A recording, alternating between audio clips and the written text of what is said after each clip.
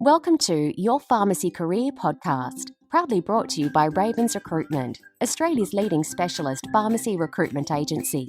The podcast series is being created to shine a light on the diverse and inspiring careers of Australia's pharmacists. Each episode will focus on the varied career opportunities within the pharmacy industry by exploring the career paths taken by leaders in the fields of community pharmacy, hospital, industry, government, and professional organisations. Careers never follow a defined path. Everyone's story is different and unique in their own way. The podcast series will help you discover the world of opportunities that exist and reveal pathways to achieve your dreams and aspirations. Whether you are a pharmacy student, early career pharmacist, or simply looking for a change at any stage of your career, the podcast series is designed to help you navigate ways into a career and a life that you love. Your host of the podcast series is Ali Sue. Ali, herself a pharmacist, is now the founder of Global Pharmacy Entrepreneurs and a passionate advocate for pharmacists to grow, innovate, excel, and make a lasting impact in the world. It's now over to our host, Ali Sue. Hi, it's Ali Sue. Welcome to the first episode of your Pharmacy Career Podcast. I am so excited to partner with Ravens Recruitment to bring this podcast to life. When I first heard of the idea and the heart behind this podcast, I was touched, excited, and inspired. As Australia's largest and longest running pharmacy recruitment agency, Ravens Recruitment has over 30 years of knowledge and experience, and is in the perfect position to support and help our pharmacy students and early career pharmacists. Your Pharmacy Career Podcast is bringing amazing industry leaders and inspiring pharmacists to share with you their pharmacy journey and provide valuable and practical advice to help you to prepare and create a successful pharmacy career. Our first guest is a pharmacist, entrepreneur, and multi-award-winning pharmacy owner, Karen Brown. Karen is a passionate and innovative pharmacy owner who believes our role as community pharmacists spread beyond the four walls of the pharmacy. Her vision is to redefine how people see their local pharmacies. Karen takes great pride in coaching her pharmacy team to be the best that they can be as a pharmacy, a business, and as people. Her team would describe her as motivated, inspiring, and driven leader.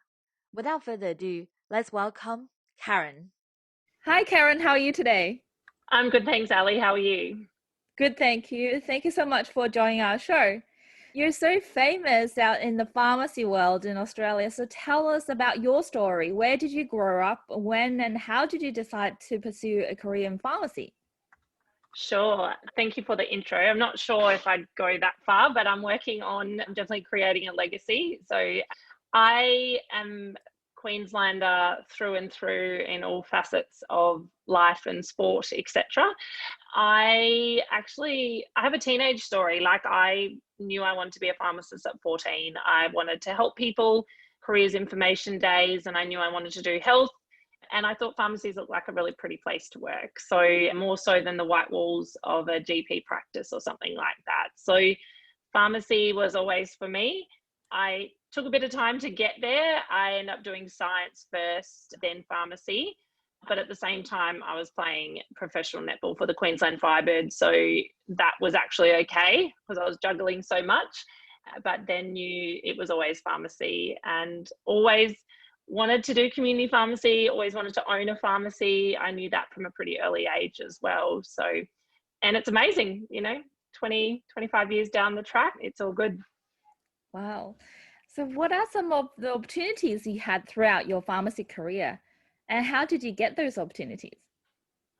Yeah, I think there's a few things, and definitely something I've learned along the way is opportunities present at all times, and you've got to keep, and that's one of my biggest tips actually to students, is to keep an open mind and to have really good peripheral vision, because you actually never know where a lead or a door might take you. And one of my favorite quotes or mottos is build the plane while you're flying it. And I'm very much about just jump in, take it on board and work it out as we go, wing it, etc.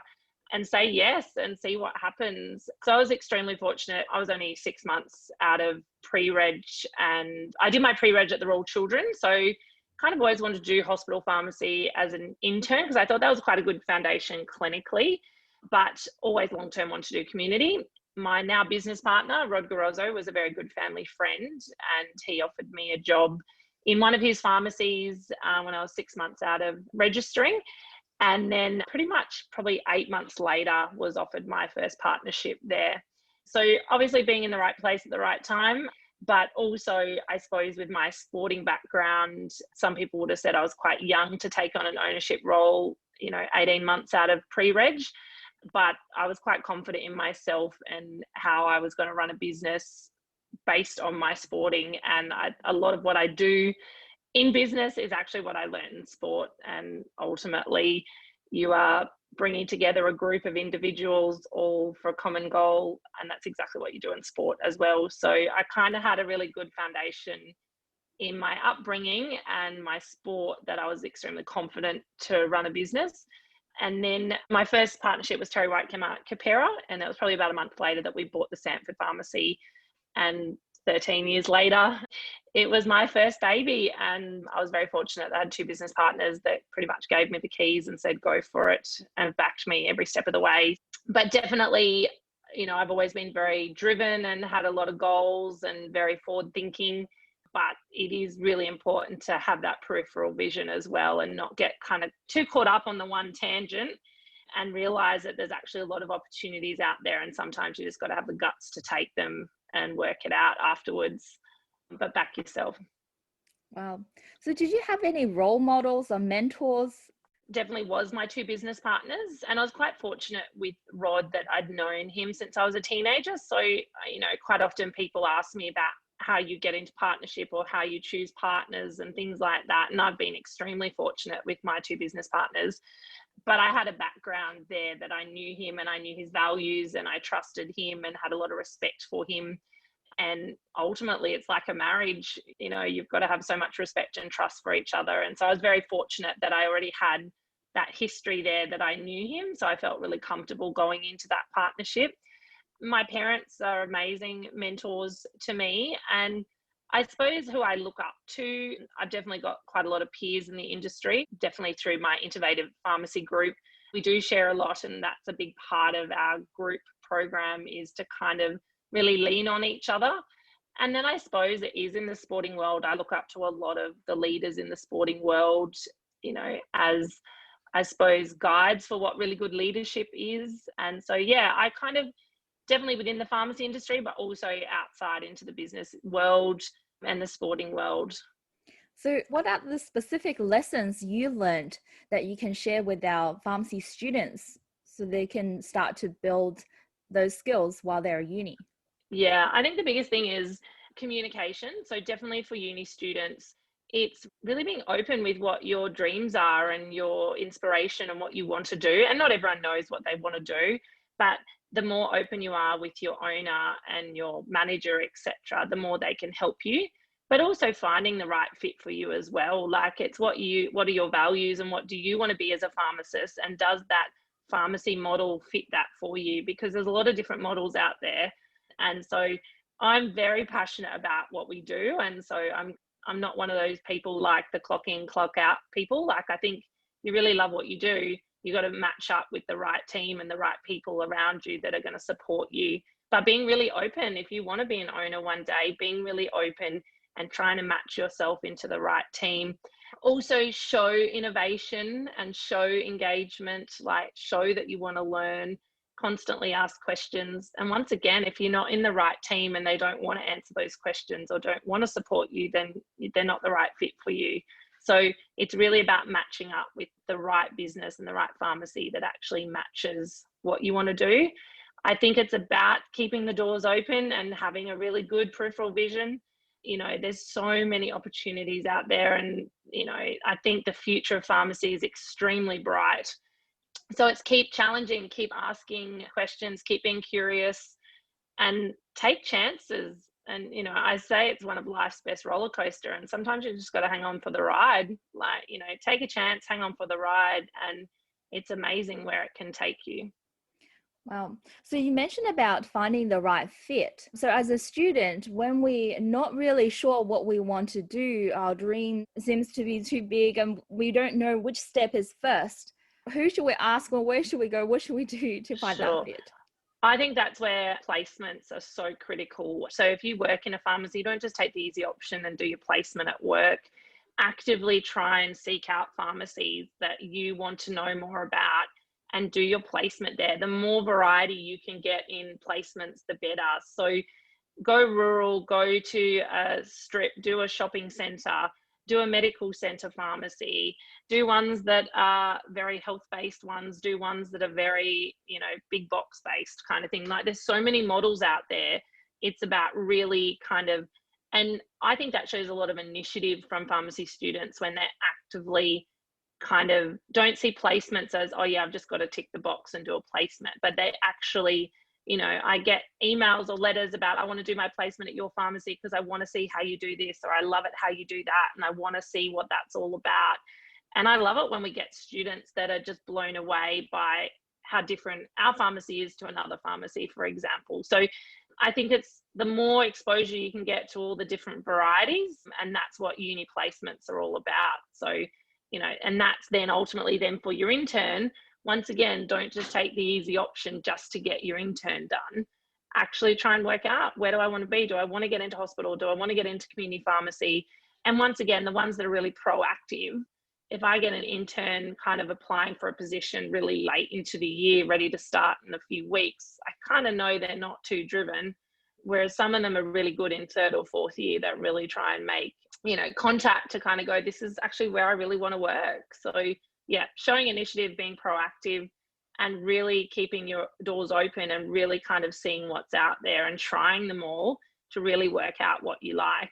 And also it's a bit, we're all different. Even all pharmacists are different. Like it's, I go back to sport, I had multiple coaches through my sporting career, and you kind of just take a little bit from everyone and put it in your little bag of tricks and create your own. Like as a pharmacist, you might like how one pharmacist does this and another pharmacist does that, and you mix it all together to create your unique profile as a pharmacist. So yeah, the more exposure you can get, and don't just take the easy option of, I'll just do it at work because I've got to do that.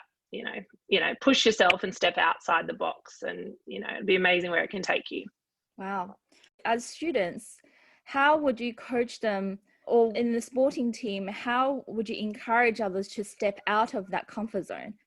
What's your advice? Sometimes you've either got it or you haven't, and that's okay as well. Like I was doing a leadership course yesterday, like the best teams are actually a real mixture of people. You don't want 100% people that are all extremely driven to be an owner, for example. You want a kind of different traits right across everyone brings something different to the team.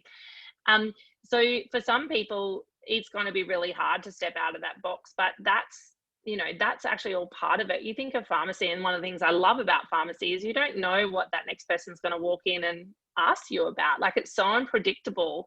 And that's why we love the variety so much. So you've got to be adaptable. And God, this year more than ever, I hate the word pivot, but, we've had to fully adapt. And, in pharmacy, it's got to be, one minute you can have 30 people in your store, then you don't have anyone. Then you've got this and that, constantly putting out fires and things. So you've got to be able to be on your toes and push yourself. And so I think doing that in your uni days, that's all just part and parcel of life, to put yourself out there and, take a chance. And what's the worst thing that can happen? That's so often what I often talk about, that motto of, build the plane while you're flying it. That kind of does freak out some of my more conservative staff, but I always fall back on, what's the worst that can happen?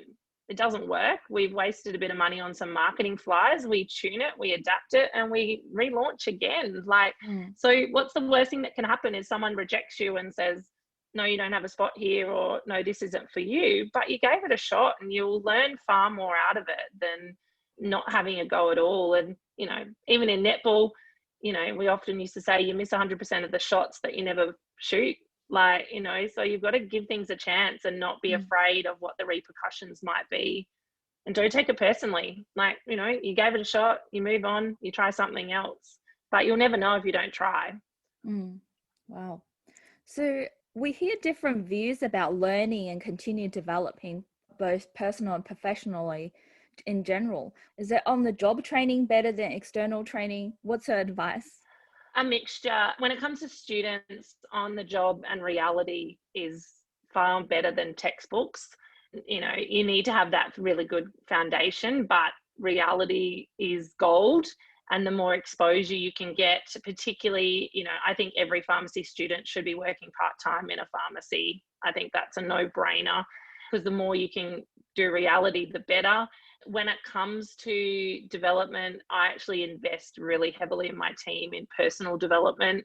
As an owner, one of my kind of, I suppose, values is that a team member leaves a better person than when they started with me. So I know I probably won't have them for 20, 30, 40 years. So even if I only have them for 2 years while they're at uni, as long as they leave a better person than when they started, then I've done my job.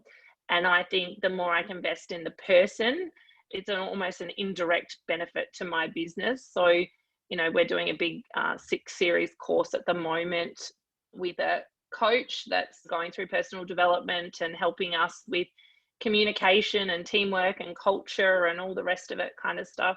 And then you've got your clinical development, which is just a necessity. And if you really like what you do, you should be keen to learn and want to know more about new drugs and new things. And then obviously we do a lot in business development as well. And that's something that I love. And I suppose a big part of Innovative Pharmacy Group is bringing the business world to the pharmacy world. Obviously, we're the only ones that can own a pharmacy, and yet there's not too much training. But when it comes to business, I think reality is far better than textbook and piece of paper. Like, you know, nothing can prepare you for actually what is day to day going to happen. And I think as well, it's putting all the right people around you, having a really good team around you, of whether it is mentors, you know, we look at accountants, lawyers, you know, whether it's business coaches, personal development coaches, like putting all the right people in your little supporting team to get you to where you want to be. And you're not expected to know everything. And that's why there's so many other professionals out there that create your little team around you. Wow, it's amazing. So just out of interest, what are you looking for if a student wanted to work for you? Oh, extremely driven, extremely passionate, wants to give things a go, is curious, wants to ask questions, and wants to push themselves. We are a very, you know, I suppose, very innovative pharmacy, and that's definitely what I look for in recruitment. I've spoken a lot about, I think the future of pharmacy is specialized pharmacists and pharmacists that have a real niche. That's how I recruit at the moment. You know, I've got a pharmacist that is also a nutritionist. I've got a pharmacist that's also a diabetes educator. I've got a pharmacist that specializes in pain, that specializes in fertility.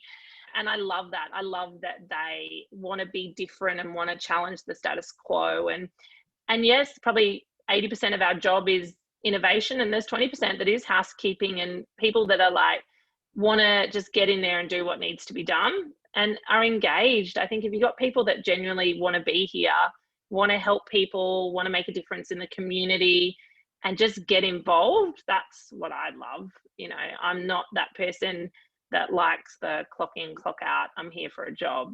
I do it because that's what I want to do. But that actually really want to try new things. And we do a lot of brainstorming as a team. And I love it when they actually think of ideas, but then take it to the next level and how they'd implement that idea, how they'd execute it. What do we need for that idea? What training do we need? What product, what consumables, you know, how much it's going to cost us to advertise it, and really take it, you know, that's more ownership, where they want to get into ownership and really take it to that level.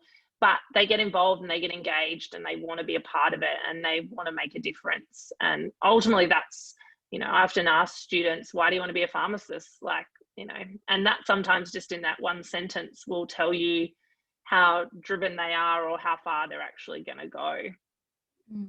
Wow. So what would you do differently if you can change one thing from your career or restart your pharmacy career?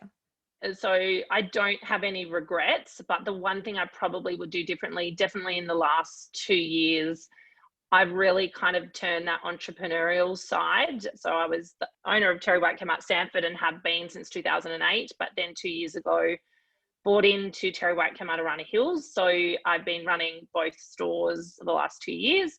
Obviously started Innovative Pharmacy Group with Felicity Crimston and Samil Solanki.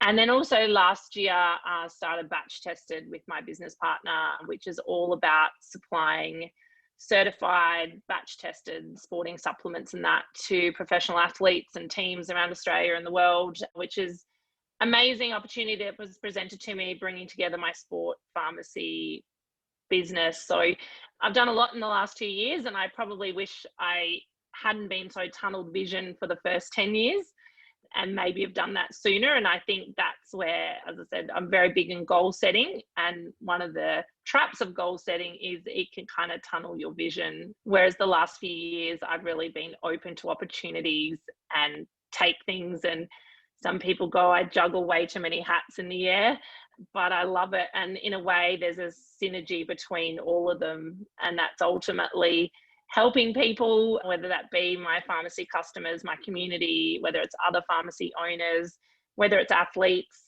and I love it. And I love the variety. I love, all the different facets that the 4 businesses all bring together. Great, thank you.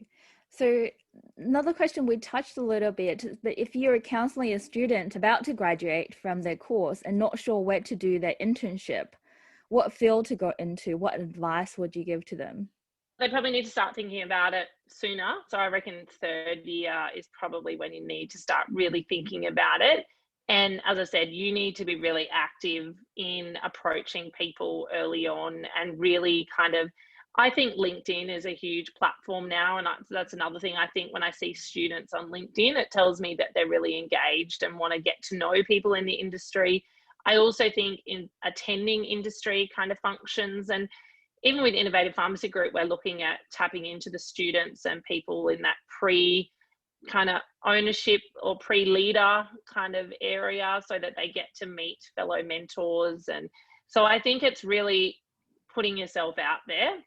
And obviously the big ones are hospital, community. And I think there's also a bit of a misconception that hospital is true clinical pharmacy. And I think there is so much scope in community I think the sky's the limit in community pharmacy for what we can do with health.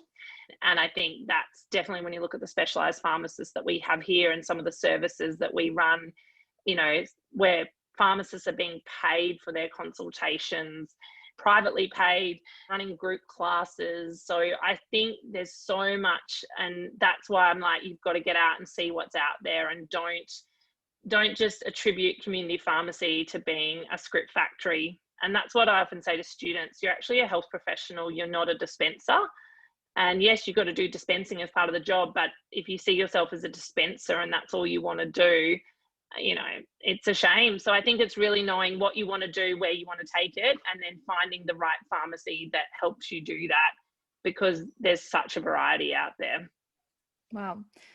So if you can give us a piece of advice for our pharmacy students, intern pharmacists, on how to build a successful pharmacy career as well as a successful personal life, what would it be?